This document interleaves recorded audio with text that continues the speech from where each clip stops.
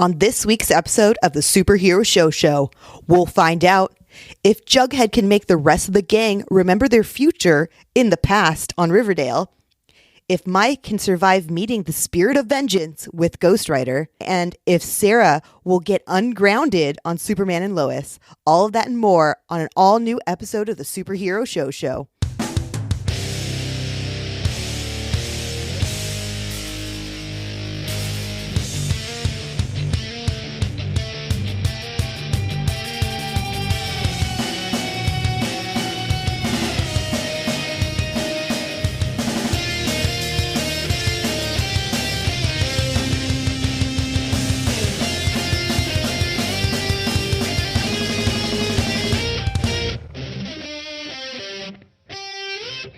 What's up, nerd, and welcome to the Superhero Show, the only podcast that covers every live-action TV show based on a comic book, and, sometimes ones that have, drawn pictures, like animated ones as well.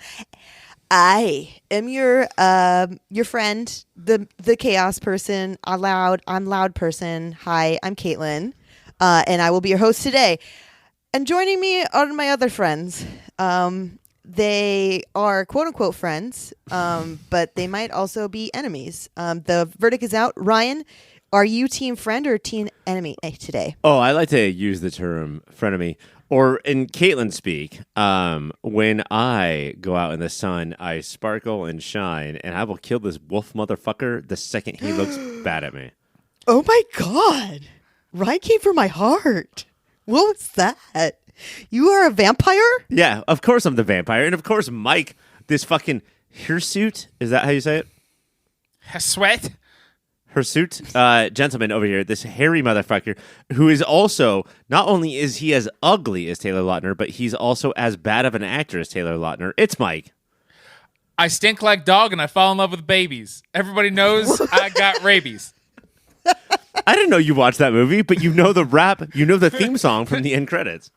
Just the fourth one. I've rewatched that one many times. It was actually performed by Paramore, so I'm really excited that you knew that rap by Paramore. Mm-hmm. It was really good. Look, Paramore, not other songs are hits. To hear Mike do it, it sounds more like Paraless.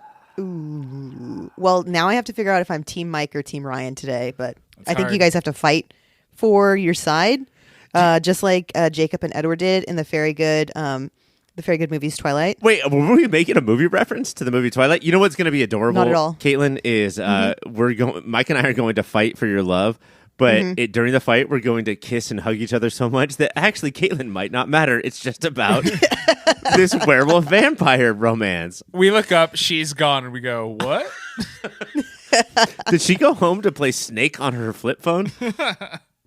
On my Nokia. It's almost as indestructible as his skin. Anyways, guys, about these things we're talking about today. What about these things? There's so many things to talk about. So many things, so many comic book TV shows. A lot on the CW right now. Christ. My CW app is running overtime right now. Oh my God, I turned on the CW app the other day and smoke coming out of the TV, so overworked, flames coming out of it. Is it because you're trying to catch up on Walker and All American? Yeah, and every time I turn on the CW app, I have to crank the edge of my TV just to keep it getting to where, yeah. I have to turn on a light and watch the shadows around the room in order to catch up on Supernatural season 17. Okay, you know for a fact Supernatural is done, and it's the show about their parents, called, of course, their last name is, I will remember at the end of this sentence, Caitlin, Winchesters. It's the Winchesters. Which one of the people from Supernatural, Jensen Ackles, is on too. So he shut the other guy out. Yeah, apparently. The guy found there's out a lot of drama. The guy found out there was going to be a prequel show in the trades, and it was like, "What the fuck? I thought we were all buddies." He was pretty sad about it, apparently. But we get to see another person from Supernatural, Misha Collins, on her favorite show, Gotham Knights. Is there a fucking single dumb show that Caitlin doesn't love? No, she loves the dumbest shows and only the dumbest shows. That's a me. That's a me. But yeah, no, Gotham Knights. I think the verdict is still out. I'm still watching it. I'm caught up on all 3 episodes so far. That makes me so sad. for you and your mental health. It makes us all kind of sad, but it's also not as bad as The Flash to me. So there's that. But today we are going to be talking about The Flash. We're going to be talking about Ghost Rider, Riverdale, and everything else on the poll list. But why don't we first start off by listening to Mike talk about Ghost Rider? And we're back. It's time to punish Mike. And what better way to do that than with Ghost Rider? Ryan, can you help us out with this? Of course I can. In 2007, a film 15 years in the making finally hit theaters. Instead of versions of Ghost Rider starring Johnny Depp or Eric Bana, we got Nicolas Cage, famous Ghost Rider fan, playing the Spirit of Vengeance. After Mephistopheles tricks a teenage Johnny Blaze into selling his soul in exchange for curing his father's cancer, which he does by killing him the next day. Cool movie. Blaze goes on to become the world's most famous motorcyclist with increasingly suicidal stunts.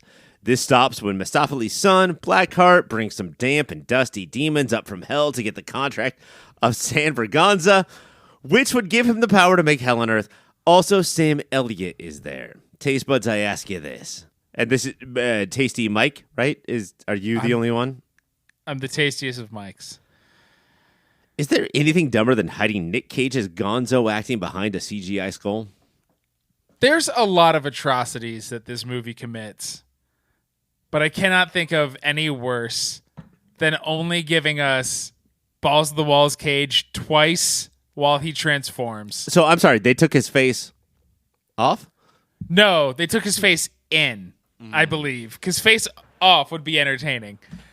But instead, shitty Nintendo 64 skull just slowly eats away at Nicolas Cage's face. Well, again, like the best acting I've seen him do in this movie in years is while he's changing, and then they're like, "Yeah, but put on the CGI. Let's put that over it."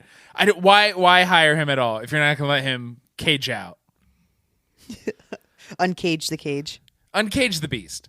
Is this the Marvel character you would go with if you had Nicolas Cage and every Marvel character, let's say? I appreciate that this is one of his favorite characters. Uh-huh. But no. What character has the least amount on their face? I could see if they wanted to, if we hadn't had Norman Osborn be Willem Dafoe again, I could see him being that. Our Green Goblin, I could see him being... That would be amazing. Wouldn't it? Who's like an unhinged hero? If we didn't have the dude who Speedball? John Bernthal, the Punisher, I could see Speedball into Penance. Into Penance. Well, let me ask both of you this. Onslaught? He has a very deep obsession with one particular character.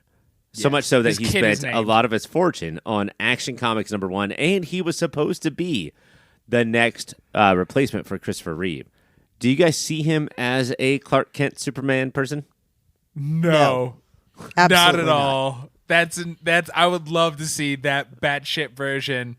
And I do love you've seen the screen testing, right? Where he has the full on Yes, early I've watched the 90s screen mulleted, test. long haired Superman. But no, it would be my favorite movie. Tim Burton's Nick Cage starring Superman. I'm glad it doesn't exist. Superman with nipples. I'd love to see it. Well, yeah, everybody wants to lick Superman's Kryptonian nipples. That's not what Caitlin said. That's not what anybody has ever said. Oh, we were all thinking it. This is the writer-director. This is Mark Steven Johnson, who has gone on to do a number of other things that we'll discuss. But like Mike, like watching this movie, did you feel like that? Oh, this guy has a career making films. No, this gentleman hates Ghost Rider, hates Nicolas Cage, hates movies. Early on, the not the flashback, because it starts this way because it's 45 fucking minutes before we see Nick Cage become Ghost Rider, jumping on this Benny Hill ass motorcycle. It is lesser CW for so much at the beginning of this movie of just kids who don't really look like the actors you know they're supposed to become. It is insane. I cannot explain how bad the beginning of this movie is. And then It doesn't get better. It's just not kids doing that anymore. You have, because this is a punishment for you, you have to explain to us what bad means. So there's a couple ways that bad works, which means you had a great time on your couch laughing, or you sat on your couch feeling the punishment. I felt punished in every way. I would say his transformation was fun, because at this point we're like 55 minutes in. And we see him finally, you see him open his eyes for the first time. And he's like, oh, yeah, here's what I'm hired to do is for this 30 seconds. But I don't know why Eva Mendes was big in the early 2000s. She cannot act. Well, she's pretty, though. She is very pretty. Johnny Cage, as an adult, does love karate chimp shows. That was delightful. I love Donald Logue. He's underused and sucks. Whoa. Donald Logue is great. Chimp. I'm sorry, you said karate chimp shows? The Chekhov's karate chimp is, he says, if you erased my Karate Monkey show again, I'm going to be so fucking pissed. And then in later scenes, you see him watching a chimpanzee live action in a full gi doing karate, and he's just chuckling while people are trying to talk to him about serious stuff. That's when that movie shined. Do you know you're doing the audience, our listeners, damage, because now we're all going out to watch this movie Ghost Rider because of what you just said. I will, because there's a monkey. I will find the clip, the 5 seconds worth watching, and then put it out on our social medias. Here, I'll do the opposite. Cops try to arrest him after he ghost rides out for the first time, and he is a bootlicker and says, no, I want to become a motorcycle cop when my stunt career is over. And not only is that a douchey thing to say, he tries to be like, no, guys, I'm one of you. I would love to become a cop someday. A cab includes Ghost Rider. Fuck that guy. So don't watch it. Caitlin, this movie was directed by Mark Steven Johnson. I will Venmo you $4 right now. He directed this movie in 2007. If you tell me the movie that he directed in 2003, where they were like, let's give him another Marvel movie. In 2003? Yes. The Hulk. That's so close, but it's Daredevil. Ang Lee directed it in 2005 Ang Hulk. Lee directed that. But that makes a lot of sense. Daredevil is so much better than this. Think about what you said, Mike. Think about what you just fucking said. Like, this guy made Daredevil, a movie that was a flop in every way that you would use the word flop. And they were like, You know what? Let's give him Ghost Rider. You know what? Let's do 3 more lines of cocaine each. And then let's give him Ghost Rider. Why do some people fail up and we have only failed the way we have failed? That's so infuriating. Oh, I looked it up, and this guy's a straight white male. So are we, unfortunately. Yeah, why aren't we failing up more? That's what I'm saying. Yeah. Eva Mendes, and here's the problem with the early 2000s and women. He leaves her when they're 17 because he made a deal with the devil and he doesn't want to hurt anybody, so he runs away. She runs into him, now she's a famous reporter, and he's like, Rebecca, we should, I don't know, grab dinner or something. And then she goes, no, fuck you, as she should. And then she just shows up to his apartment that she somehow knows where it is and just starts making out with him. What? Yeah. That's her forgiveness, being like, no, I know you're not really that guy that you showed me to be your whole life. Fuck this movie. It's Wes Bentley? Is that the kid from American Beauty? Was he good in that? I know there's a lot of issues with that movie, but I feel like people are like, well, he's a good actor, but he has done this and then The Hunger Games. He was the guy with the crazy beard, Seneca Crane. Oh, I know. I think he's a Yellowstoner. And good, because he cannot act. He is Blackheart. And I don't know, you got Peter Fonda is, you said Mephistopheles. That is the way it should have been, but it's Mephistopheles. There's extra syllables in here, they say.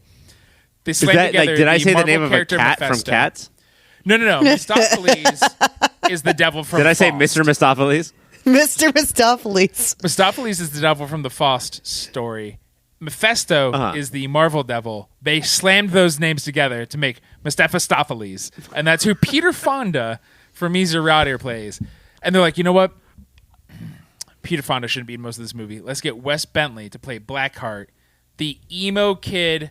He is out emos Tobey Maguire's Spider-Man 3 kid. Wow. I want to watch this movie, dude. Like, you're not making it hard. Like, you're making it hard to not watch this movie. You could have watched it with me in person this week, and you've refused. Well, no, but like, if I had watched it, I would have hated it. But to listen to you talk about it, I love it. They try to. Let me ask you this, Mike. Are you? Am I what? Let me ask both of you this. Are you guys Nick Cage people? Do you like? Is Nick Cage an enticement to watch a movie? Yes. I'm a National Treasure person, and I do want to watch that movie with him and Pedro Pascal. But other than that, I don't have like a big need to watch Nick Cage movies. That movie with him and Pedro Pascal is like the guy from National Treasure and a national treasure. No, Daddy. Sam Elliott is the narrator. And I love his voice. But then he also, and here's a movie that is so boring and does so little, shoves too much lore in. Because not only do we have to learn the legal ins and outs of the contract of St. Braganza, we then have to learn the history of all of the Ghost Riders. He is Carter Slade, the Phantom Rider. They don't call him in this, but the Ghost Rider from when he was like, it's too much. Save that for the second one. Unfortunately, there is a second one. There's a second one? And I wonder if Mike is going to have to watch that soon. There was an initial character called Ghost Rider. It's a coincidence or like we just use the name again? No. Has to be part of the lore. Gotta make it part of the lore. This has to be part of the lore. What's crazy is looking in to the history of the character Ghost Rider so there's the original Marvel character, the Ghost Rider. And then they're like, hey, I want this Daredevil villain to be called like Stunt Cyclist. And he'll be like this. And somebody's like, no, we're going to call him Ghost Rider and cover him in leather. I just invented him. And then they argued for years who invented him. And then forgot that there was already a character called Ghost Rider. In that era of Marvel, they were like, what shitty movies are people watching? Oh, motorcycle movies, blaxploitation, kung fu, horror movies, werewolf movies. That's how all of their characters came about. So they were all stealing and cheating the entire time. And yet, cheating, coked out, let's go to court. Right. And then let's go to court. Because I invented a flaming skull. Let's sue each other because, you think that you came up with werewolves? Well, this is you came up with man wolves? Well, this is a wolf man. Well, the good old days. Oh, Mike, I think that's about it, except for any last sentiments that you'd like to say about Ghost Rider. Would you say watch it, or no, please do not watch it. There is a scene. Ghost Rider has been shown to be pretty invulnerable. There's a scene for no reason after he Ghost Riders out. Eva Mendes shows up to his apartment for another time, and she is sewing up his wound. She is a professional TV reporter, and she's sewing up his wound, and they're just talking. How did he get cut? Movie. How did he get cut when he was invulnerable? What is happening here? There's a scene missing, and it makes no sense. But the scene that comes after, it's just there. I will say, Caitlin, if you're going to decide between watching Ghost Rider or watching the footage of Mike watching Ghost Rider, where he was just pouring gasoline on his head and then like having a lighter like right here, like I'm going to do it. I wanted the flaming skull. I would watch the Mike footage. Ooh. Wow. Well, that's a compelling argument to watch or not watch Ghost Rider. But thank you for doing your service, Mike. We appreciate you. But next, we got to go to our main event, which is Riverdale. On this week's episode of Riverdale, the gang is back in the 50s. If you were annoyed by the updated version of the CW show, then this is your episode, because now they're all back to when America was great again.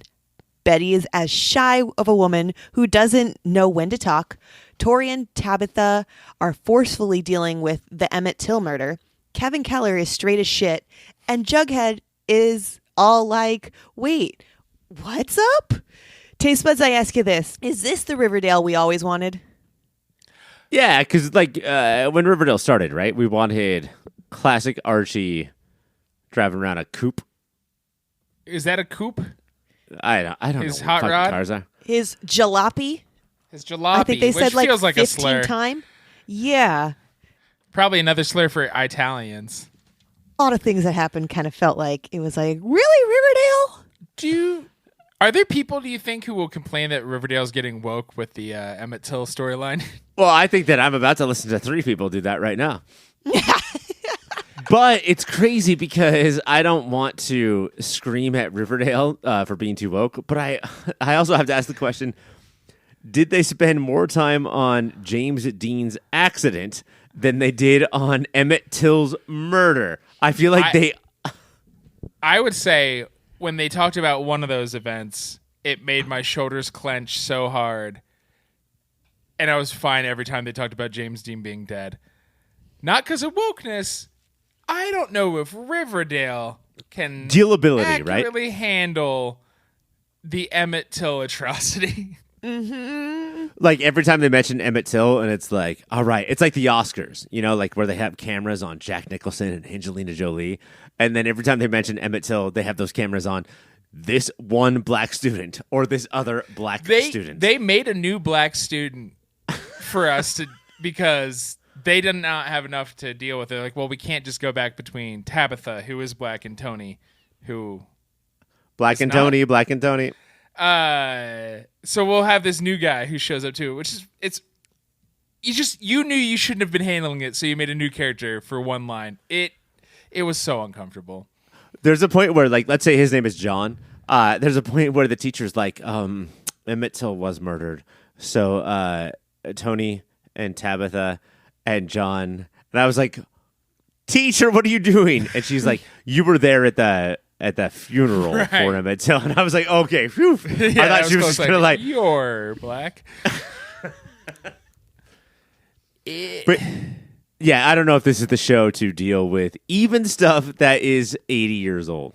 And it was interesting where certain parents and teachers was like, it's just so uncomfortable for. I do think they got the pussy racism down so well. These parents and teachers aren't screaming the N-word, but they're just like, I don't know if we want to talk about that right now. And like, I think that is important. It's like, I'm not racist. I just think it might make certain people uncomfortable if we talk about the death of a black kid. I think Betty's mom says it best, where she's like, well, it doesn't really affect us. I think is what she said. And I was like, oh my God. And Betty's face is like, what? She stood up from that table and she said some words, and then she walked away. She was like, not going to stay here for this food. And then I think it's both Betty's dad, who he's back. He's back. And this was fun to see old characters again. Good for him. And then also the principal. It's like, I mean, like, it's a black kid. Is it really worth wasting? And they literally say, 2 minutes of news time on a black kid? Like that? Come on. We have so can't much do that. local Riverdale news to talk about. There's some white people have their newspaper stolen. And like, we're going to like talk about this black kid? And another, so here, doing more things they did well is how everybody reads Tony's article, and they're just like, it's so well written. Mm-hmm. Yeah. And hidden in that is, well, one, you're clearly not dealing with the material, but it is like, she's very articulate for a non-white. Yeah. Mm-hmm. She's so well-spoken. But again, I don't know if Riverdale can handle it.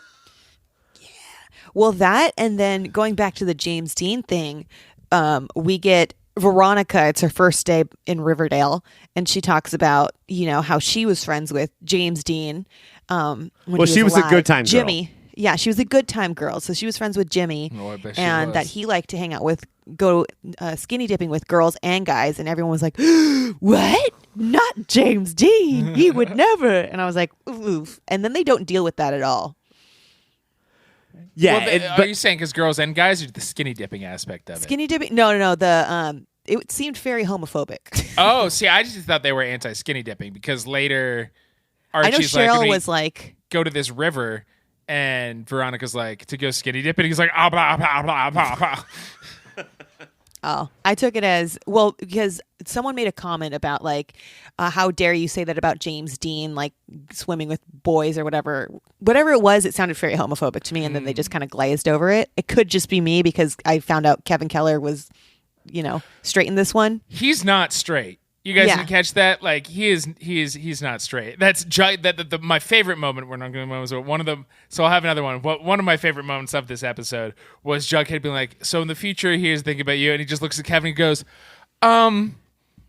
Well, I don't want to out him in 1959. So what can I say to him right now? You sure do direct a lot of musicals. But no, I mean, like, this group of people is about to be introduced to Rock Hudson, right? Who is like this heartthrob that is very straight, and he is actually very gay. James Dean is probably doing whatever he can to, like, I mean, like, James Dean is probably out there hitting it all, boys and girls. Starring in this movie with Sal Mineo, who we don't even hear, but like Kevin Keller is sort of based on Sal Mineo from Rebel Without a Cause. Oh, really? So that, I mean, like, I sort of think that like it's all like, let's just not say the word. It's almost like if Ron DeSanctimonious, or if I can call him, what's the other one? Meatball Ron. If Meatball Ron is out there saying just like don't say gay, and that's not true. James Dean probably touched a couple of wieners in his day. Who among us?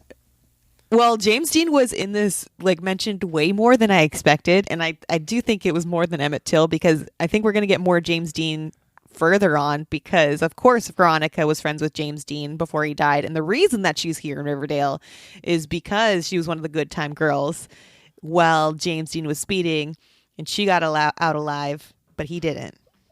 Okay, so this is, I'm going to offer this up as one of the worst scenes in Riverdale history. And guys, you know what That's that means. saying a lot. That's an important thing that I'm saying.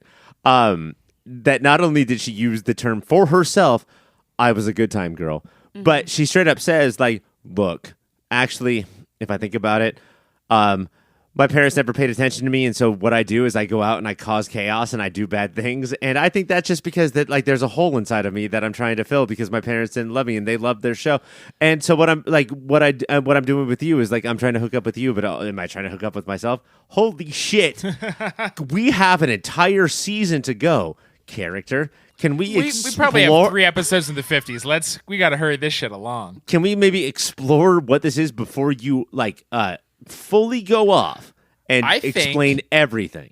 17-year-olds in the 50s were very in touch with what was going on beneath the surface in their mental health. I'm sorry, Mike. Do you mean like 1 year after they created the term teenager, teenagers were all out there going like, wait, holy shit, this is me.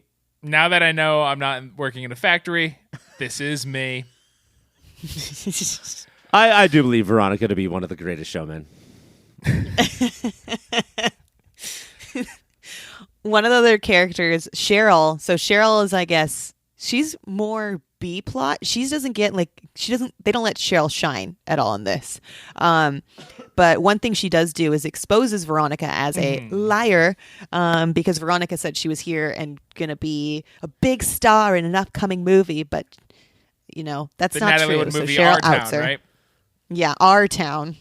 Once that again, her parents are directing. Once again, Cheryl is the most interesting character because she finds the line between Jughead's I know that I'm in a TV show, and Veronica's I know that my dialogue is written by TV writers who don't know what they're doing. And Cheryl finds that line of like, look, I'm in the show Riverdale, which means I'm gonna do douchey things and I'm gonna like say spicy stuff, and like that's why she always is the MVP of the show. Mm-hmm. She had was her one moment, and I was like, this hit so good. At the very end, we have Jughead, who this whole time he's the only one that understands that they moved from a different timeline. They're from the future, and that's how they got here in the 1950s is because some comet hit. They held hands during Bailey's Comet. So they ended up in 1955. Have you guys ever walked up to a bar and ordered a Bailey's Comet, which is half Bailey's, sweeter half than you'd expect? Let's not forget. Let's not forget about Angel Tabitha, who also knows about this. Who is chronokinetic and is Riverdale's Angel, as we all have known. Yeah, we definitely know what chronokinetic mean. I thought that was some sort of icy thing. What does it mean? Based on my nerdy life and my having gone to school for words, I think it means she can move time the way telekinetics can move items with their mind. But fucking who knows? No, she exists in every... This is an Umbrella Academy character in the middle of Riverdale. Yes. And we just have to be like, all right, Angel Tabitha. And I guess she has been like that for a while. And now we get two Tabithas, the 1950s Tabitha, who, after this random white guy who's like, hey, let me help you out. And she's like, yeah, I guess maybe I should. Why don't we go camping forever? That's Tabitha, right? It's Tabitha and Tabitha? Yes. And then Tabitha comes back and she's like, hey, fucking, I gotta erase your brain because you're going to mess up the 50s. Yep. She's like, you're already messing with the timeline. I need you to stop remembering things and showing these people what their future is going to be like. Which, so I have to give the show credit, Give the I show have credit, to give the Ryan. show credit though, because they're dealing with all right, fine, we can't report about Emmett Till, so we'll read this poem by Langston Hughes about the Emmett Till death, and then they're still censored that way. Like, people are upset. And guys, 4 years ago, this would have sounded so weird, but now this is like, oh fuck, this is sort of how our life is now. I mean, with CRT and all of this stuff, it's like, no, this episode hit different, and not subtly, not smoothly, just different than it would have even 2 years ago. Right. You could see, that'd be awesome if this episode gave a teenager in Florida the idea to now, I'm going to read some Cy Jones poetry over my loudspeakers. Unfortunately, much like Jon Stewart and fucking Doonesbury, Mike's favorite, Doonesbury, it only speaks to the choir. Mike, nobody's reading Doonesbury except for you, bud. Should I read it over the loudspeakers? And Yes. then be and then in this cartoon, he looks a little smug. I would love for you to get tackled by school security because you read Doonesbury over the high school speakers. Fucking Doonesbury. Where do we think... So at the end of this episode, Tabitha and Jughead kiss. And my fear was, this is the 50s. There's already race issues going on. Somebody's going to firebomb Pops because they see a black woman and a white guy kissing. Was that your fear? Because my fear was it's about to go to slow motion and the song from Drive is going to play. That was my fear. And your fear came true? My fear came true, guys. Mine did not. Jughead freezes. But now none of our characters remember the future. What is the show going to be for a while? Yeah, because Bailey's Comet isn't hitting for 2 years. And that's when Jughead thought that, could go back. they were going to be able to do something, get back. And we're all talking about #Gregdale, right? Where Yes. the entire show that we've been watching has been Jughead writing these shows. But he runs back and he writes 3 words. What are And that's those it. 3 words? Justice equals octopus. We don't know what that means. But I think like when you wake up from a dream, it's all faded now. Uh-huh. But So then what he if finds we're- his future beanie. Could this be it for the rest of the season? I would love if the rest of this show is just a straightforward 1950s set soap opera. That would be the boldest things Riverdale has ever done. I mean, could we do a thing where we had Veronica's parents produced I Love Lucy. Uh-huh. So could we have an I Love Lucy show, an Andy Griffith show, other shows that nobody cares about anymore? Mr. Ed. The famous Mr. Ed. He's a horse. He is a horse. He's a talking horse. Well, Riverdale, it's been great, but the moment of the weeks. Do you guys have a moment of the week? Yeah. Yeah. Yeah. What is it? My moment of the week is Molly Ringwald, Archie's mom, is freaking out that Archie might drive his car because she read the news about James Dean. Does not give a fuck that 13-year-old Emmett Till was murdered because he was falsely accused for whistling at a white woman. Doesn't care. But she's nervous. That one was wild because they were talking about, I think this is what they were trying to do. They're talking about how Emmett Till's mom published his photos from his funeral, and Yes. everyone was there was that reaction. Then there was the reaction of James Dean's pictures of his car being wrecked. And when they showed in the classroom, they showed Emmett Till's pictures finally, and that you can hear from the background some kid in the back of the room going "That's fucked up." Thanks, kid. super fucked up. Why'd they do that? Mike, what's your moment of the week? Wait, hold on. That's not my moment of the week. I was going to say, I don't think Ryan's is done. But moment of the week, Molly Ringwald is like, look, Jay, I don't know who Emmett Till is, and I will never learn. I'm a white suburban lady, and I will never know. But I do know that I do not want you to drive anymore because of James Dean.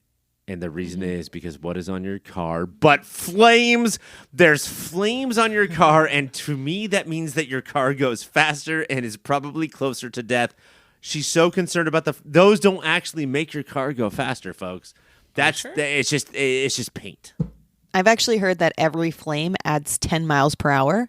So he's had a lot of flames on it. So I think she's right. It's super. It goes like 1,000 miles an hour. Oh, shit. There are 75 flames on that car. So yeah, it's about 1,000 miles per hour. Yep. Wild. Mine is when after Jughead tells everybody their future, Archie's like, "Hey, bud, let's go talk." And Jughead says, and this is the best acting Sprouse has done. It goes, "You're not going to beat me up, are you? Because you're really violent in the future." You fucking love violence, bro. That made me laugh legit out loud. But like when they're going through all the characters of the 50s, it's like Betty is like this, and Veronica's like this, and Archie still fucking punches punching bags. Mm-hmm. Archie's the same. My moment of the week is it's with Molly Ringwald. She's talking to talking to Archie about his car, and Archie, to make her feel better, says, I'm going to ask Betty to unsoup my car. So it only goes like 20 miles an hour. And that makes everything better because you can totally unsoup a car, which I've never heard that term before, but I now want to use that because I'm going to unsoup my car and take all the Campbells out. I mean, like, I know how to soup a car for sure. Like, you pour so many open cans of delicious Campbell's chicken soup to unsoup a car. I also want to give a shout out to Ronnie for pulling a full-on Jenny Garth from 90210. It's not Dylan. It's not Brandon. I choose me. And then she just walks between the two dudes and walks home. Which douchebag redhead do you want? Neither. Mm-hmm. Julian, did you guys? Okay, we don't have the other Blossom twin. Jason. We have Julian. We don't have Jason. We have Julian. Do you know if Julian was from the comics or like? No idea. My guess is they couldn't get that other actor again. That's what I thought too. You know, Caitlin, it's been a while since I dropped $2.99 on an Archie and Julian double digest at the grocery store, so I'm not sure. Do you guys ever look at those Archie comics at the grocery store and be like, I should pick up one, right? I should just check in on them, see if they're doing okay. What are those kids doing? What are them kids doing? Riverdale, it's on the CW on a day. But right now, I think, Mike, you were telling me about this amazing website that I need to look at. Can you tell me a little bit about it? It's areyourfriesjulian.com. And you upload a picture of your fries, and our algorithm will let you know if they are Julianed or not Julianed, or as now we would call them, are they Julianed or are they Jasoned? I'm so sorry, Julianed or Jasoned? And what's the difference between Julian and Jason? Well, Julian fries, as we all know, are when they're like really little slips, and Jason fries crinkle cut. Some call them crinkle cut, but they're really thin. They're like really like. What if your fries could look like spaghetti? That's a Julian fry. Okay. All right, like real shoestring. Could you put these in a shoe and string them up as if they were bootlaces? That is a Julian fry, and a Jason fry is the other kind. All right. Ask an That answer. is my website. And That's I need a good some one. help. Okay, great. Do you have a domain name for this? I will repeat, ismyfriesjulian.com. And I'm pretty All sure right. that's exactly what I said before. Well, Not different at all. Okay. Extrude that from my potato cutter. Mike, I'm going to have to send you over to my friend Cybersprout. Their design experts are well-versed in digital strategy and elegant design, combining the two masterfully. Working hand-in-hand with you, Cybersprout focuses on collaboration and goal-driven design to help make sure your website reaches the right customers. Let Cybersprout handle your hosting. Cybersprout offers premium hosting specifically built for WordPress. Now you can focus on your website while Cybersprout handles the security, maintenance, backup, and speed optimization. They'll even migrate your website for free. What? Crazy. Visit cybersprout.net to get started. Cybersprout, your partner in digital world. Your digital. You are my digital baby. Coming up next, we're going straight into the poll list. Meet me there. And we're back, and it's time for the poll list. First up is The Flash. On this week's episode of The Flash, Iris and Nia fall into a fever dream and explore different possibilities for their lives. Taste buds, I ask you this. Do you want question A, question B, or both? Ooh. Both. I want to just B, honestly. All right, just B. Just B is... okay, so real quick, question A is like, hey, we're in the final season. Do you think we should maybe move the narrative along and not have fever dreams? But we're going to move on to B. Have you guys ever been so sick or so hot or whatever where, like, you dream the most fucked up shit and then you wake up sweating? Like, have you ever had that, like, oh, my God, I'm flying and now there's a dragon or whatever sort of dream? I once woke up crying because... everybody I loved at the time was barbed wire tied to a rock and murdered in front of me. Oh my God. Shit, dude. Jesus. Legit dream I had in high school. And crying out of happiness? Yeah, I was just like, thank God somebody did it. I had one, and it was my whole family was stuck in a Burger King, which is a nightmare within itself. And the whole world ended while we were inside the Burger King, and we walked out to apocalyptic world. And that was my nightmare, and it was scary. And I woke up with a fever too. It was bad. You could have stayed in there and ate Burger King for the rest of your life, but you were like, Oh, you the know what? chicken Fuck fries. it. Let's face the apocalypse. Yeah, inside Burger King was fine, honestly. And I think that's really just telling us that Burger Kings are great establishments where if you continue to go, the world will never end. You know what's crazy, Caitlin, is I once got busy in a Burger King bathroom. Yeah. That's wild. Well, I mean, the Humpty Dance is your chance to do the hump. Okay, well, The Flash is on Wednesdays on the CW. Up next is Empower. In the final episode of Empower, we focus on the producer of the series, character Zoe Saldana's Gamora. This episode explores how Saldana's dance background along with bullfighting attitude informed Gamora's characterization. Plus, the sisterly connection with Nebula and Kieran Gillen. Mantis is there too, for some reason, and fans of Gamora and Nebula. Taste buds, I ask you this. What is the over-under on how many lines they got from Chris Pratt for the interview? I'm setting it at 4. Under. Caitlin, over or under? Over. It was 1. He had 1 clip. Wow, One he was line actually in about- it. He was like, Gamora's a badass, and then it moved on. Wow. That's all Chris Pratt has to say about women. Can I tell you guys that in this weekend that we're recording, this is the opening of Dungeons and Dragons. Dungeons yeah. and Dragons. And I feel like that Chris Pine has elevated himself to become the top Chris. Like, Pratt has plummeted, right? And then You think Right. he's better than the Hemsworth? I'm just saying that, like, Or Evans? nationally, I think that he has risen to become above Evans and Hemsworth and clearly far above Pratt. Pratt is at the bottom. He's the Sure. bottom of the barrel. We can all for agree on Chris's. that for sure. Bottom Chris. Definitely I bottom love Chris. Pine, both in my Chris's and in my sense. Do you guys know that based on box office, there has never been a more successful actress than Zoe Saldana? Yes. Is that true? Yeah. Yeah, Do you know because what's Avatar and Avengers everything. movies, Avatar movies, Guardians movies. What was crazy is, you know how Stephanie Beatriz, who plays Rosa on Brooklyn Nine-Nine, voice on the show is very deep and angry, but her voice in real life is very bubbly. Was Zoe Saldana like, hello? Yes. When I looked away for a second and I was like, who is this like young person who they're interviewing? No, it's Zoe Saldana again. It was fucking crazy. It feels like when Stephanie Beatriz is in Encanto, she's doing a voice. No, Yes. Rosa was the voice, and Encanto is her actual speaking voice. Which is Bananas. wild. Do you have a moment of the week, Mike, from Empower? No. These are there's nothing new to say about these episodes. They're glorified DVD extras. Yeah. Is this our last Empower? Yes. For now and possibly forever, I would say. No, That's you know what? I do have a fantastic. moment of the week. When they were interviewing the fans, there was a fan who really connected to Nebula because she was born without part of her right arm, and so she always had prosthetics. And she was like, Nebula just took her hand off at one point. I do that. Also, the real life prosthetic was glowing red in pieces and looked like legit cyborg. And she unscrewed her wrist and took it off. And I was like, that's fucking dope as shit. That's awesome. That's That's probably the best part of all of Empower. If you want to watch all of Empower, you can watch that on Disney Plus. And hey, Disney Plus, we'll fucking watch it again when we get a Madison episode. Yes, give us Madison. Sluts. We are sluts for her. She is our favorite. And up next, we should talk about another show. Let's talk about Gotham Knights. On this week's episode of Gotham Knights, Robin takes out the head of Mutant Gang. So the Mutant Gang retaliates by trying to take down the cops who try to take credit for taking down the Mutant Gang.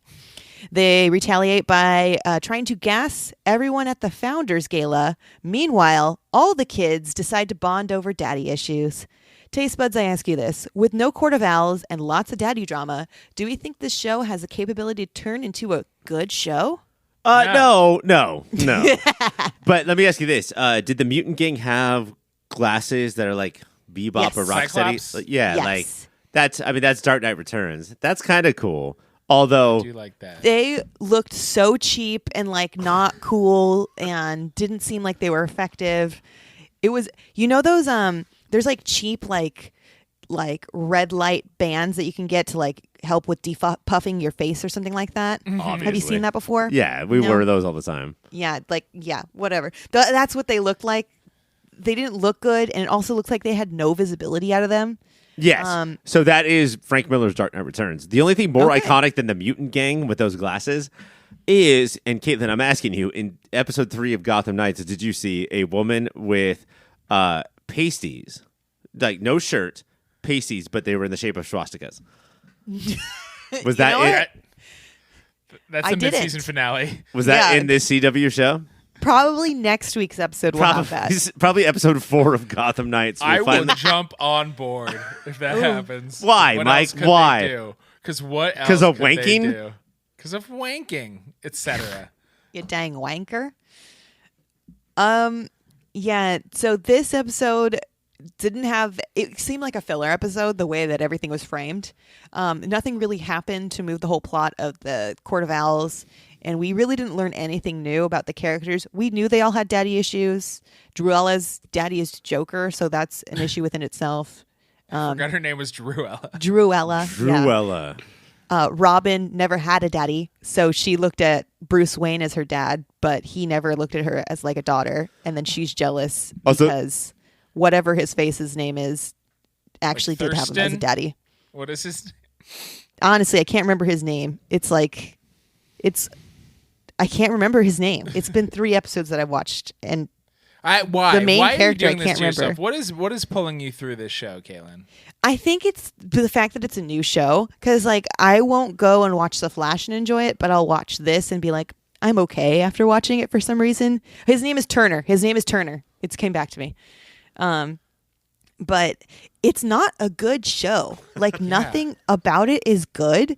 I just keep watching it, maybe because I hate myself or something. But there's better. Go watch Perry Mason on HBO. Stop watching. The Perry Wire? Mason. The Wire. One thing that made that it was just like very Batman for me, there was a gala. And of course, whenever there's going to be a gala, everyone's going to come in and gas it, right? Oh, yeah. And do That something gala to gonna get everyone in gassed. there. The people inside are not safe, obviously. So when they announce that there's going to be a gala with all these police officers that they're going to be honoring for taking out the mutant gang, it's like, obviously this is going to get trashed, and we know exactly what's going to be happening. And nothing was surprising in this episode. Dude, Harvey decides to run for mayor, and it's like, okay, cool. We knew this was going to happen. It just, as new and fresh as it's trying to be, nothing is new and fresh. Everything it? seems old. what do you mean it's I trying feel to be like new it's- and fresh? It's trying I to be feel like- old and stale and failing at that. The people, it seems like the writers are trying to be edgy and try something new by having all these new characters with different names. And Like saying throwing fuck in- Batman, we already have Yeah. Titans, and that's a bad show. Yeah. So I think it's bad. It's a bad show. I don't know if I'm going to watch episode 4. I did Yes, 3. you will. And I think bet I did- money you'd keep watching. I don't think I'll do it because I have Superman and Lois, and we'll talk about that one next. Dude, speaking of this, all of this gala shit, there's a gala coming. This season premiere of Succession, they announced 7 parties that are coming up. Connor's getting married. There's all of these things that are coming up, and you know what that reminds me of? Everything has to have a party at the end. Every episode has to have a party at the end. You know what that reminds me of? The OC. It's the OC. Gotham Knights. Why don't you just be fucking Atwood and Brody and just why don't you just do that? Why don't You you already have a had Brody. a Batman show with Atwood. It was called Gotham, and we miss it. It's so sad. Caitlin, we know your past with Smallville. Yes, a lot of episodes. You've seen them all. Did you do that with Supernatural? No. Well, Supernatural I started and I watched I think 7 seasons of all Okay, so 7 that's seasons of it. That's 140 episodes, but you didn't. Yeah, it was a bit. But You it's didn't only watch a the final third of 100? the whole show. I watched up to season 11, I think. Wow. And I had like 13 seasons. I didn't watch the last 2. Just because it featured Jensen Cackles and his giant ankles? I'm telling you, the first 5 seasons were really good. That's not true. It is. Go watch it. It You know was what? actually really good. For every season of The Wire you watch, I'll watch a season of Supernatural. Wow. Is there like one season of The Wire? There's 5. 5. Oh, okay. It's fair. It's fair. All right. Indeed. Maybe I'll watch The Wire. Isn't that cool though? Like when people are talking about the things they like, just to be like, "Oh yeah, The Wire." That's how you prove you're cool to other people. It's because you like The Wire. Yeah, because I like The Wire. For Gotham Knights, my only moment of the week is Brody, which is the 30-year-old man who is playing a 17-year-old boy, and has Bad the wig. hots for Stephanie, who is just a blonde friend of Batboy. She's just a blonde friend. She's a blonde friend. She quote unquote is not a hacker. I don't know why she's here. She's just a character who's a friend. Anyways, Brody is going to the Founders Gala and he's decided to take Stephanie, who also, Turner is really jealous that that's happening. So Turner throws a little fit and then Druella calls the Founders Gala the Brodeo, and that was my favorite part of this whole episode. I gave a slight chuckle and that was it. Caitlin, can I ask you a favor? Anytime Yep. you're about to talk about Stephanie, can you say spoiler alert? Just to Spoiler alert. just to let us know. Spoiler alert. Yeah. Her comic book character superhero name is Spoiler. Oh. Thanks, Mike. Thank you, Mike.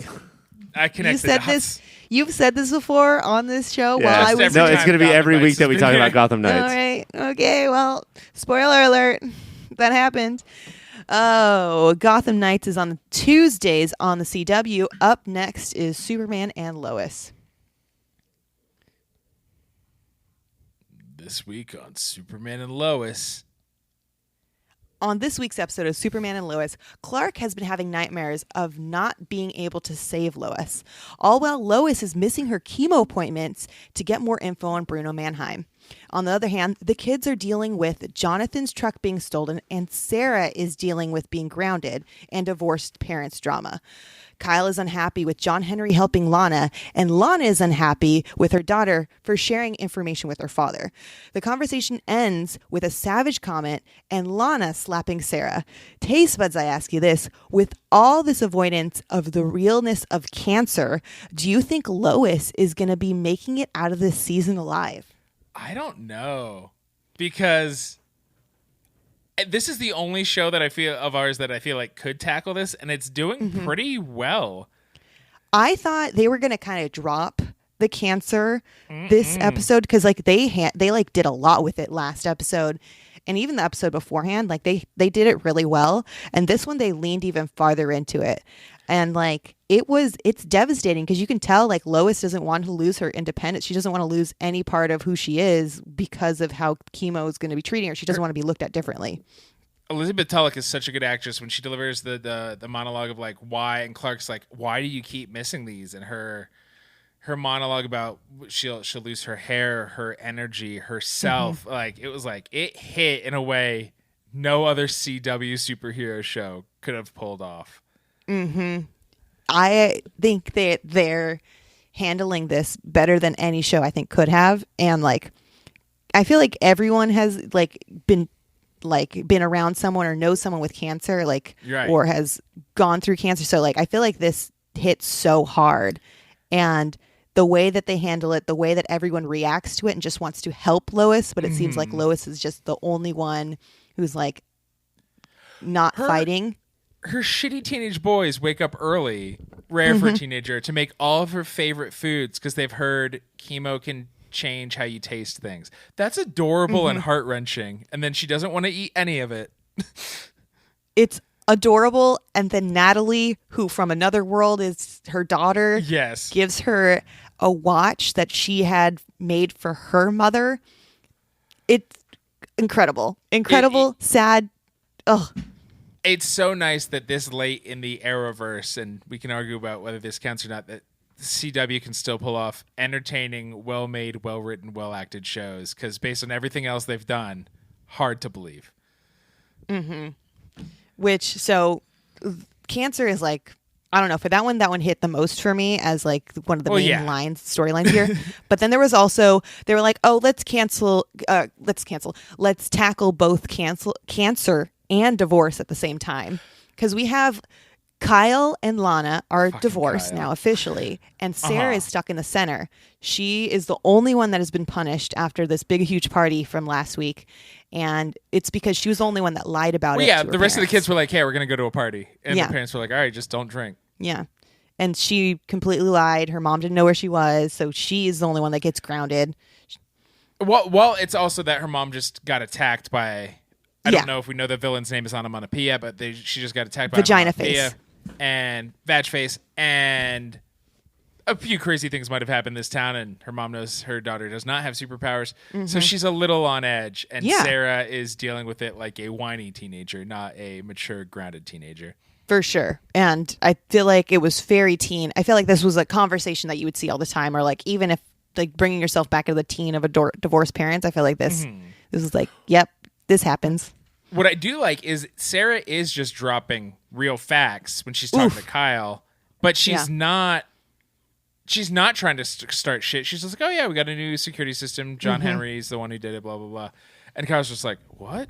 Who the fuck? What? And Sarah's like, I don't know. I didn't ask her about the specifications about his background and security. Like, and then Kyle goes and he's like, oh, here's a coffee. Also, why is some other dude in our house?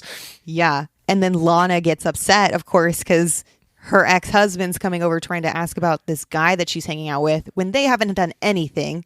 He's just helped her with security. Maybe they're going to get, they're a little flirty. They're going to they're going to fuck later. But Kyle still. has also been flirting with Chrissy since Chrissy before. Has been doing more. They've been doing more than just flirting.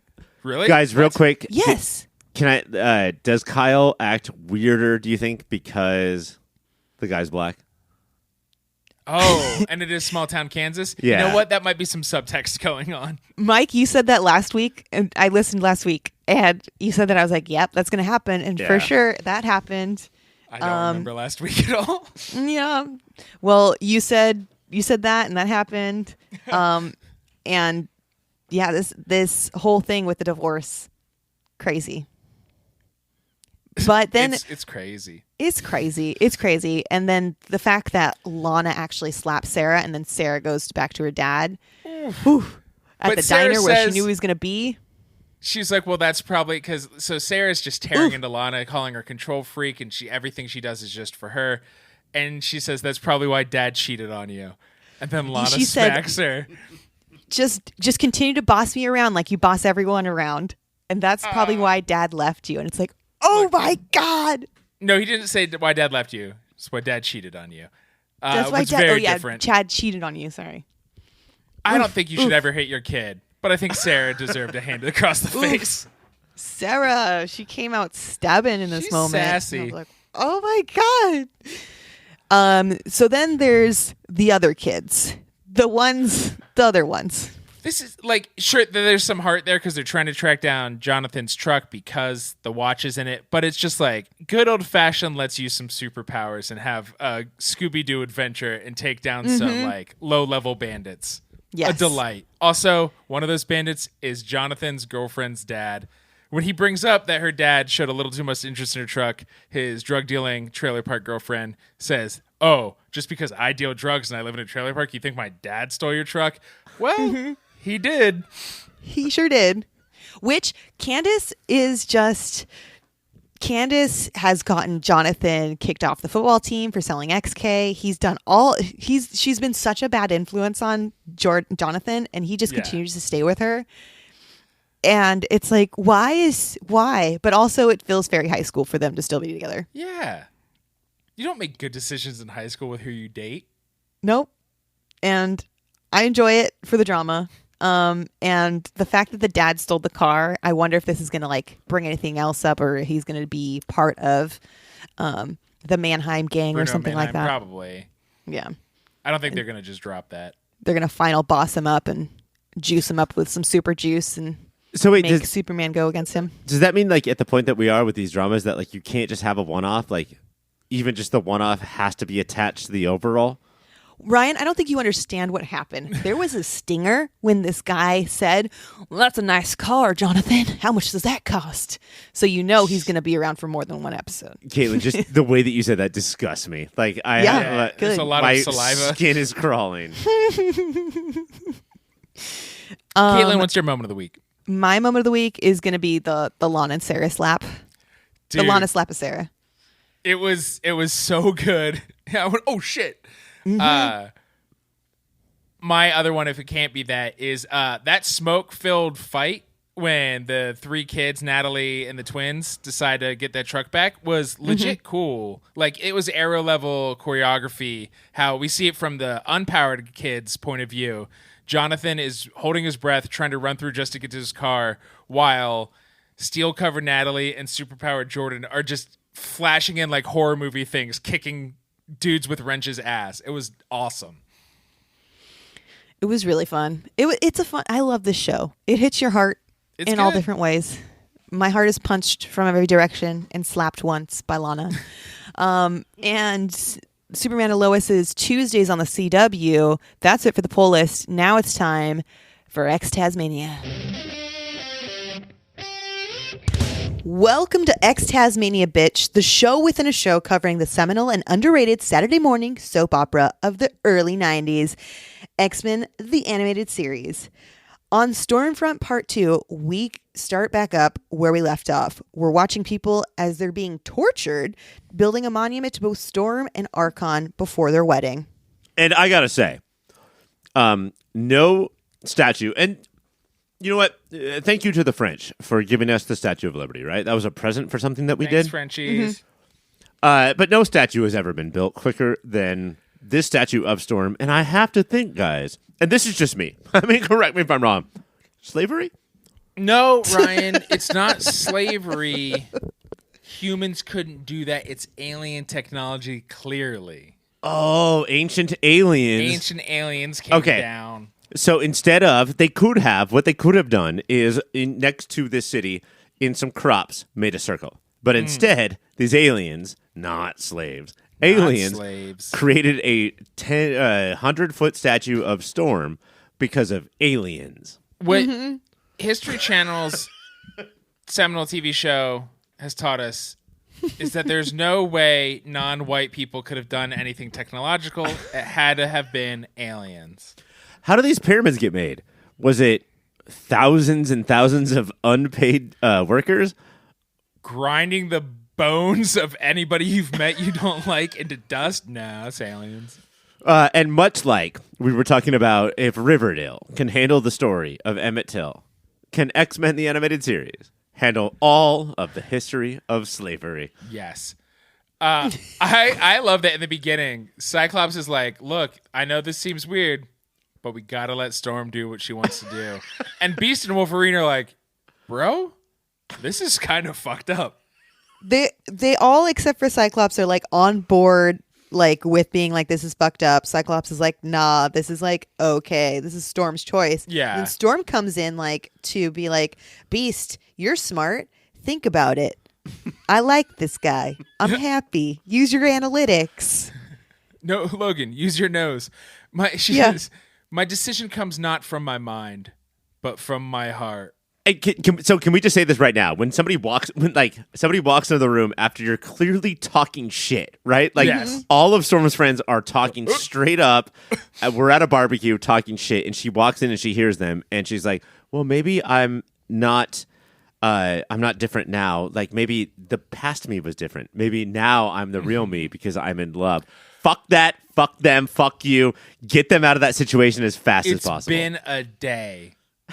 We've all had good friends. No, you know what? It's been a year. Even if it's been a year, get them out of that situation. So no matter how long, if you think it's okay, I'm down with that. If somebody walks in the room and says, "Hey, what if I'm in love?" Fuck them. Fuck that. Fuck you. Get them out of Love that situation. is never a reason. Find a helicopter to crawl out of on ropes and get that person out of there. And then we cut to Archon. His science crew is like, "Hey, bro, like we said before, we turned that tower off. This whole planet's going to be fine, buddy," which Storm said last episode. Mm-hmm. And he's just like, that does power our slaves and robots who control our slaves. So yeah. I don't know about that. Let's just invade our neighboring planet. And then the guy who came to him with like all the facts, he's like, "You're so right. I'd never turn off that thing." Is this the guy in the flying chair for no reason? Yes. Yeah, he's just in this chair that like scoots around. And like Archon's like, "Well, Storm, I love you, and I always will." And then he goes in with his homies. He's like, "Beer meat, bro. We got slaves for no reason. It's fucking dope." And then, I want to know who are the people aside from Archon on this island or whatever that get to benefit from all these slaves and workers. His friend. His one other friend. His floating chair friend. Yeah, because it seems like a party of 3 right now that all these slaves are doing all this work for. It's like, hey, your people need workers, so you 3 people need workers.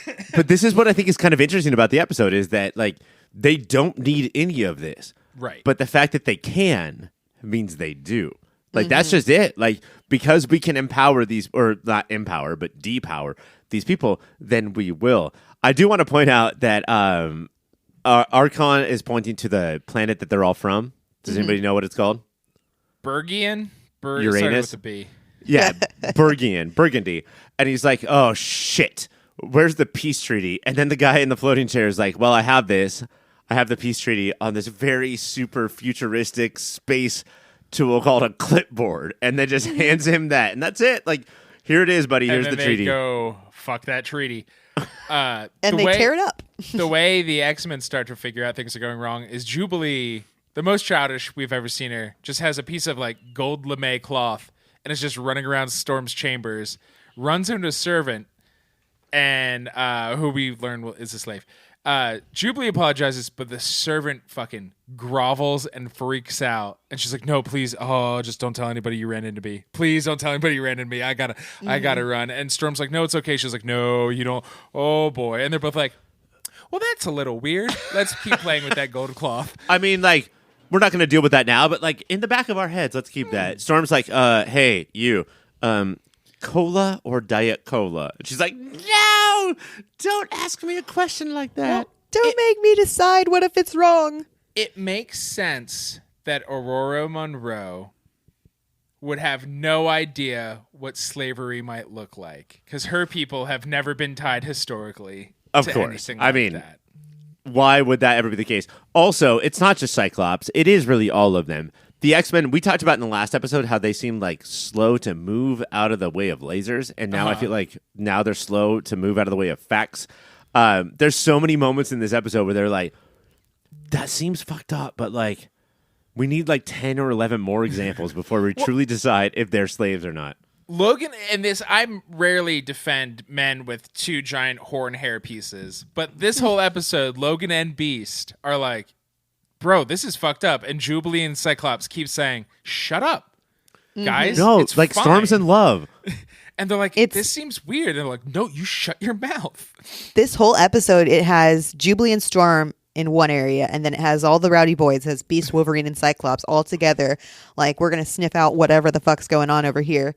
Jubilee and Storm are like, "Ooh, pretty fabrics. Oh my God, it looks like that person's getting mistreated. So bad, but, probably not bad. But shiny things. But shiny. Oh, look.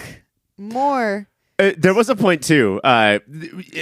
What Archon should have done is put Cyclops, Wolverine, and Beast into one room and lit it on fucking fire. Like, he should have just gotten rid of them. But there's one point where Storm walks in and Wolverine's upset about all the things that are going on. So he's just scratching a pole with his claws. he's just getting his energy out like a fucking cat with a cat house.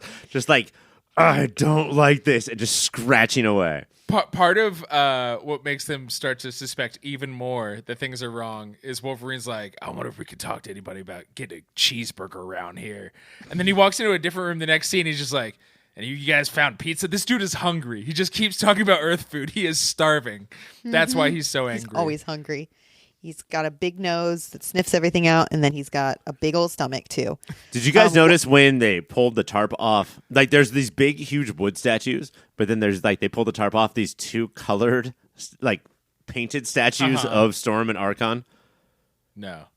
They were art. That was truly amazing. That took my breath away.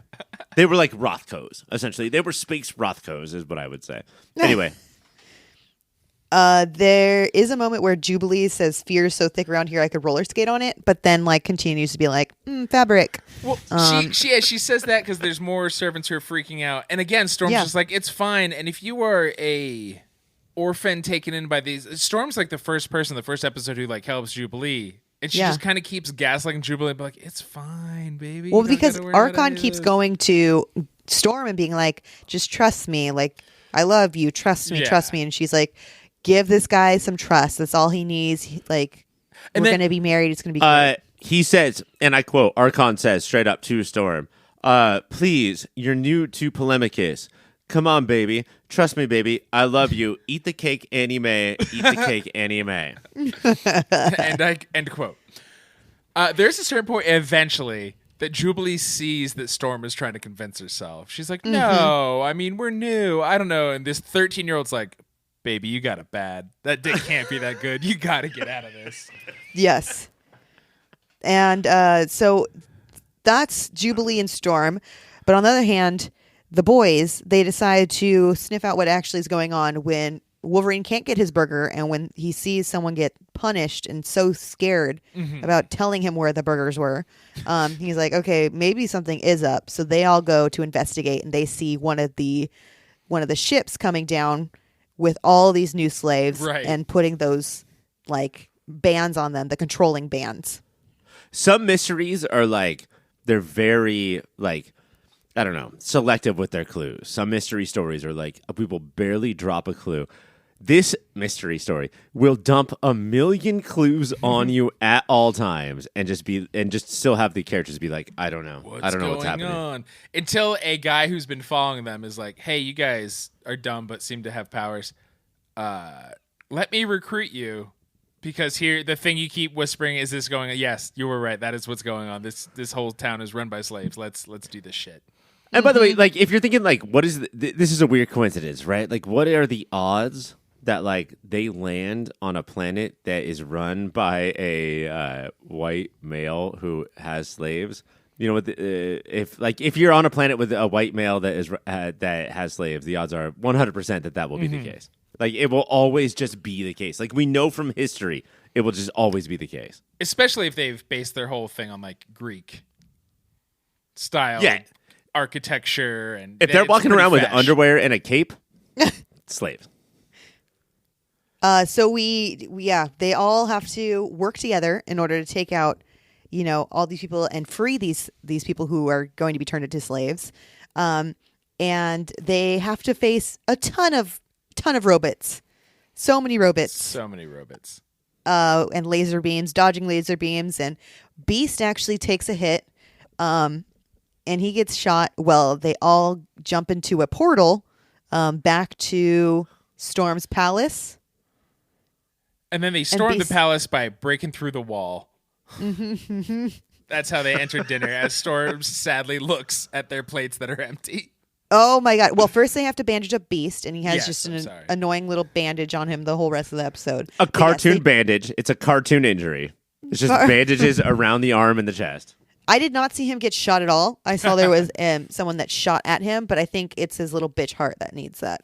But yeah, they all do. Storm has a basically a reception dinner, it looks like, and everyone's there.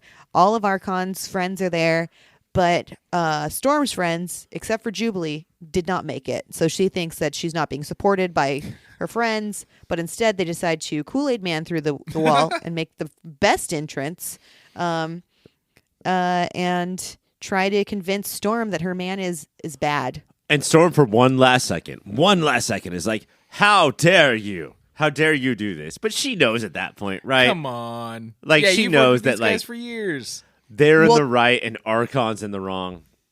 the moment she probably figures it out is when they Kool-Aid man through the wall and then Archon yells, "Throw them in the slave pits." That might be like a key indicator that, he might be a slaver. Also, when they Kool-Aid man through the wall, she's like, "Wolverine, Cyclops, what are you doing?" And Beast is like, "I'm also here, bro. Aurora, like, give me a shout out. Like, you could just mention my name." I like that Storm when there's like the whole dinner fight, and then when she starts to freak out on Archon, the tower's still working. She hasn't taken out that tower yet. That controls the weather. She starts hurting the planet herself with her own powers, and Jubilee's like, "Bro, this is what you're doing. No, stop, please stop." I think this is the most we've seen like Jubilee actually do something, because she's been with Storm this whole time and been listening to Storm. And then she was the only person able to speak any bit of reason into Storm while she was going through this whole trauma of realizing the guy that she thought she was in love with is actually just a dick. That's a really good point. Like, a lot of times we judge these characters on like knockouts that they make or powers that they use, but really it is decisions that they make. And Jubilee sort of being weary of Storm's decisions, but sort of liking the fabric and the gold. A little bit sexist, but we'll roll with it, I guess, for a second. And then, but also like being the entire voice of reason this entire time of like, Storm, I guess I'm the only one. I'm going to be the only one to tell you that I support you. And then I'm going to be the only one to tell you, like, get the fuck out of here, bro. And because I'm the one who supported you, you will listen to me. Right, exactly.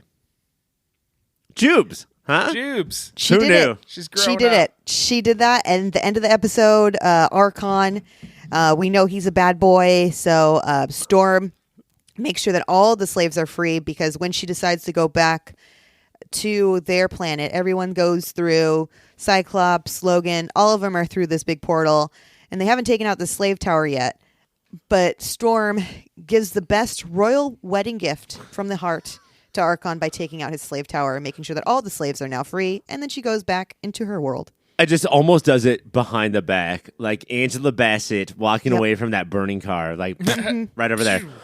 Also, Archon does my favorite boy thing of like, "Storm, where are you going? I love you." And she's like, "No, I'm leaving you." And he's like, "Fuck you, you fat bitch. I hate you." Yeah, I never liked you. And then she's like, "No, I'm still leaving." He's like, "No, but don't. I love you." He said, I love you. As she's leaving, she's like, "The slaves," and he's like, "The slaves, what are they to our happiness?" And Storm's like, "Oh, buddy, I gotta get out of here." I feel like you don't know what I'm trying to hear here. And then we get to see they're all back at the mansion. Last thing we see is just really, really sad Storm. Jubilee wants to go help, but Wolverine says she's got to take this one by herself and deal with this heartbreak. Wolverine goes to stop Jubilee from going to see her, but accidentally stabs Jubilee with his claws, and Jubilee dies. Every other fucking terrible. week. Just stabby. Oh, all right. Well, I think it's time for us to go through some awards. Yes. Okay. First of all, let's start with best use of power. Mike, what do you got? I think the best use of power is Jubilee using the power of friendship to talk Storm down from burning an entire planet alive just because she's mad at one dude. That's a good one. I like that one. Ryan, what do you have? It's got to be Storm being like, "Oh, thwippy thwip," and then destroying an entire slavery-run community. Very good. Just as she walks through a portal.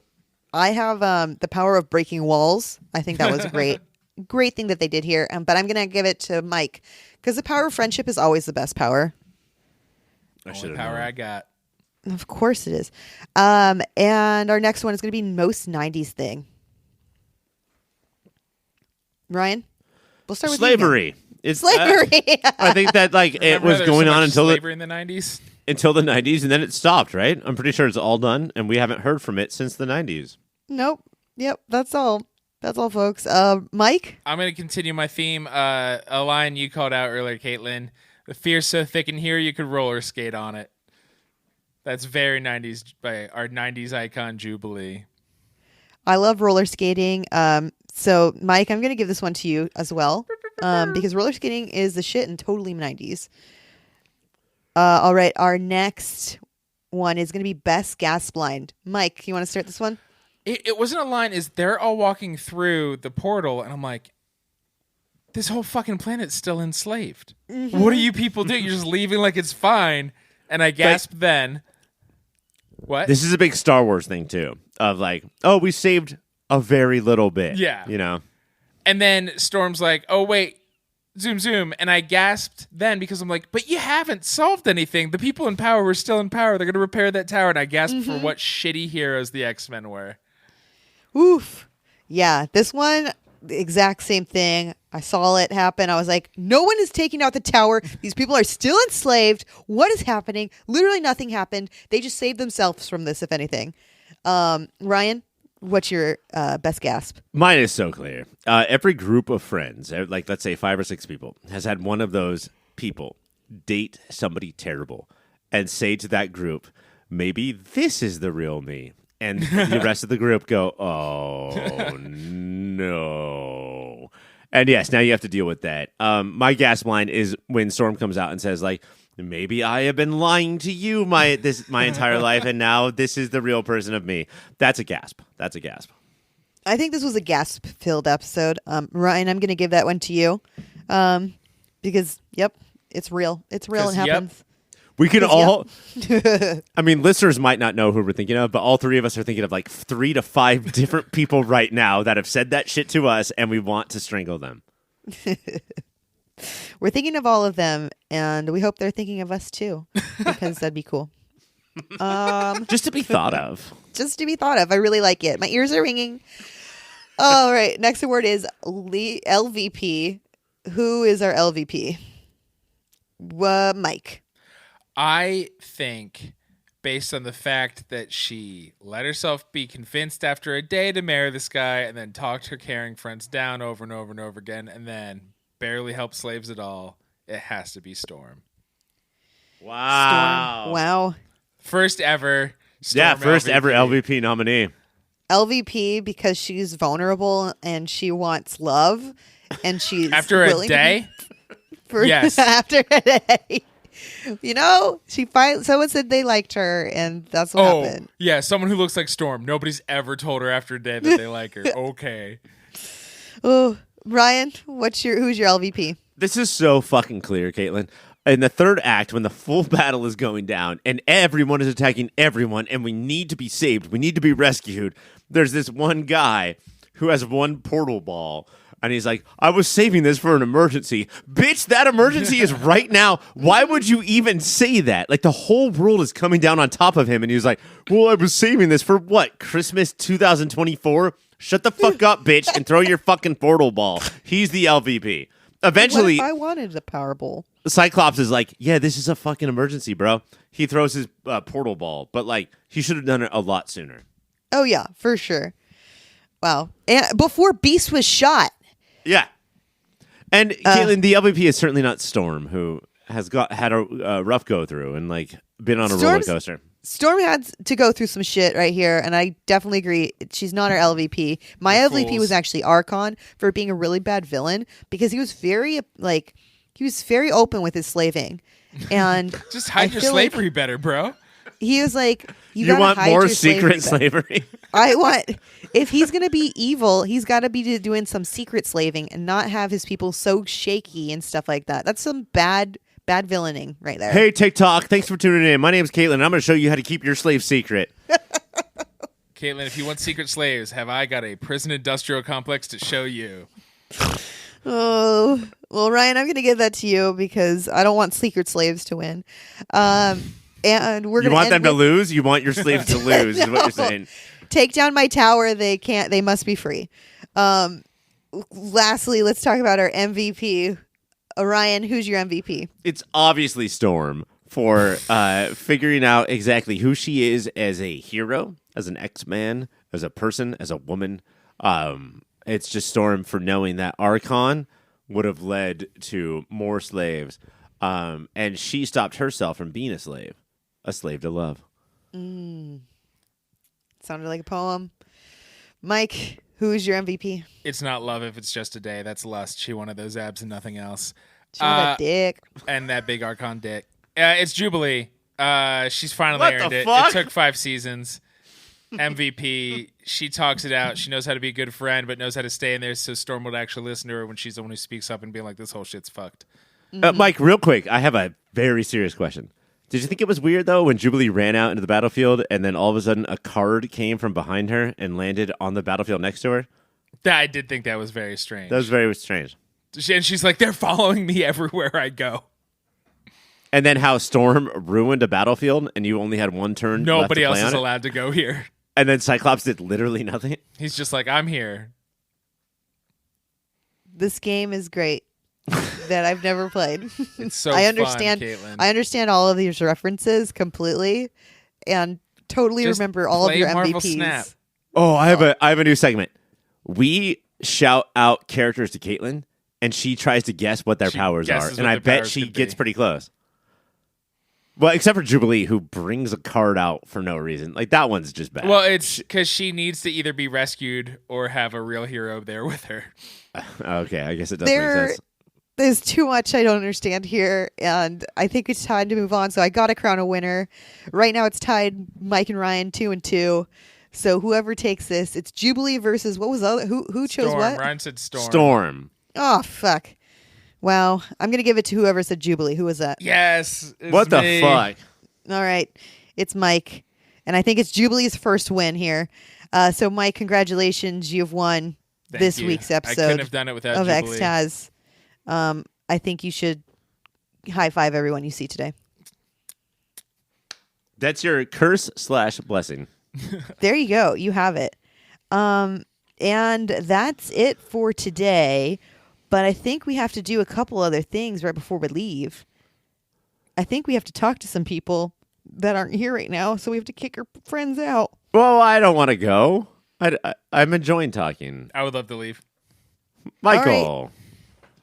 Walk, walk, walk, walk, walk, walk, walk. Michael. Walk, walk, walk, walk. Please don't call me Michael. My parents call me Michael. Walk, walk, walk, walk, walk. Mikhail. Mikhail. So now that I'm here all by myself, I'm going to bring in some of my bestest friends. This first person is actually just a piece of toast. And this piece of toast is going to tell me some great things. He's actually taking Ryan's mic. Piece of toast, can you tell me a little bit about some websites? I'm just a piece of toast, and everywhere I go on a website. One of the websites I go on is obviously popfilter.com, except without the M. Okay. Popfilter.co, thank you so much. Is there another website that you go to maybe to support us? Oh, Give us some little monies? everywhere I go, I always try to go on popfilter something that rhymes with popfilter.co/Amazon. Wow. Toasted. You got it. That was nice. Also, patreon.com/yourpopfilter. Put it in the toaster. That was fantastic. I'm a piece of toast. Yep, he sure is. Butter that bitch up and send him right out of here. He's done. And thank you so much, piece of toast. I'm glad you're here. Someone else is actually going to be coming on right now and talking to us about a little bit about our other shows that we have here on the network. It's actually a banana from Bananas and Pajamas taking over Mike's microphone. Wild. It's so great to have a celebrity on here. So glad we could finally get a banana here. Can you please tell us about some other shows, Banana? Hi, Caitlin. It's so good to see you. Oh, man. It's so great to see you, too. I've never been so starstruck in my life. Did you watch my show back in the day? I did. I watched B1 and B2 go up those stairs every single day. We went up those stairs. We went down those stairs. We Yep. chased teddy bears. Yes. Those were the days. Those were my favorite days, too. B2 Now- or B1. Wait, which one are you? I'm B2. Oh, my God. You're my favorite. How'd Thank you know? Do you have any money? Do I have money? Yeah, I 'cause actually don't. where I used to chase teddy bears, now I'm chasing that horse, if you know what I mean. The horse? I need that black tar right in these banana veins. You know what? You were a star back in the day. What else should I expect? I'll try to hook you up. Life is so hard for a former banana star. There's not Maybe- much call for it these days. Maybe our previous guest Toast has some good connects to black tar heroin. Oh, Toast, he said some ugly things in the green room. I'm so sorry you had to deal with that banana. Mostly, he kept acting like his thing was I rhyme, but he never quite rhymed. I was confused. I'm just a piece. Did you call me? I'm just a piece of toast, and everywhere I go, I'm made of heroin about I'm something just that a rhymes piece with of heroin. toast. I don't mean to boast. It's so easy. Fuck you, banana! I'll See, fucking this is- kill you. I don't like this piece of toast. We are not part of an all balanced breakfast together. But what superhero show shows what you listen to, rate, subscribe, review, and then also, of course, we have Movie of the Year, which is back going through 2002. They only have 80 more movies of 2002 to get through, I believe, and everybody's going to love it. Wow. Incredible. Fuck B2 this shit talking banana. Toast- Bop. Ooh. Well, okay. That's not a well, rhyme either. That nothing. There was some Buddha boops though, so I feel like that meant that everyone left. B2, it's been an honor having you on here. We hope to have you back some other time, but you've got to go. Toast, I already kicked you out. We can't have you here anymore. That's because we have to have our next guest come on to talk to us a little bit about social media. And oh my God, we have another star. It's the bear from Bear in the Big Blue House taking over Ryan's mic. Oh my God. You and your long neck. They were always on my TV and I loved you every time you talked to the moon. Wow. Can you please tell me about social media and about your life? I can. If you hand me that bottle of honey, Sam, I can't. Yeah, of course. Anything for you, Big Bear. Help me out of this chair. Oh, here you go. My knees Help don't. ya. Oh God, feels so good to stand up. The chair's fabric is stuck to the back of my legs. Oh, Oh God. Okay, what did you want me to do? talk about some social medias, Big Bear. Big old bear in the house of the blue. My house is smaller than I am. Why would, as a real estate agent, why would you sell me this house if you knew that I was so much bigger than this house? There's couch fabric on my legs, and I just want a glass of honey. Just give me a glass of honey, and I swear to God, I'll leave you alone. I'll give you $7. I will give you $7? I have $7 in my back pocket if you just leave me alone. You know what? I don't even want the honey. Just leave me alone. I You will leave- happily take $7. You take my $7 and you leave me alone, Missy. I've dealt with your fucking drama for the last 6 years of my life, and I will not do it for another day. I've lived in a house that's too small for me. And all across this country, bears are living in houses that are too small for them. So you take my $7 and you never speak to me your drama again. Do you understand me? Wow. I mean, this is our first time meeting, but I will indeed take your $7. I am also someone with a small house. Yes, please. I have a runaway daughter, and I'm putting her bare face on your face, and I am screaming at you like I would scream at her. She's a tiny bear in a giant house, and I'm a big bear in a little house, and I resent her for everything. All I wanted was for her to have a better life than me, and she did it, and I hate her for it. I hate her for it. Wow, Bear, I really just had you on here to talk about social media, not about like your housing issue. Are you here? Are you going to help me today or give me that $7 you promised? I'll take either, honestly. You can see that I am poor. I'm so fucking poor, and yet you're going to hold me to a promise of $7. That was a trickery. I wanted to use one trickery to get you to give me $7, and now you want $7 from me because my trickery failed. Because my house is too small and I'm too big. Fine. Social media, Instagram at YourPodFilter, Twitter.com at YourPodFilter. Good. Fine now. Can I give you your $7? You can give me my $7. No, I want $7. I don't have it to give you, and I'm sorry. I'm just a tiny bear in a big house, and it's the reverse of that. As we talked about, you can have this big old honey for doing this bit. Thank you so much, Bear in the Big Flu House, for coming. Wait, this big old honey? This big old barrel of honey is now yours. Bit o' honey is a classic terrible candy bar, and that's what my life has become. Oh. Well, thank you so much for being here, Bear. This may be your last time on, so... What?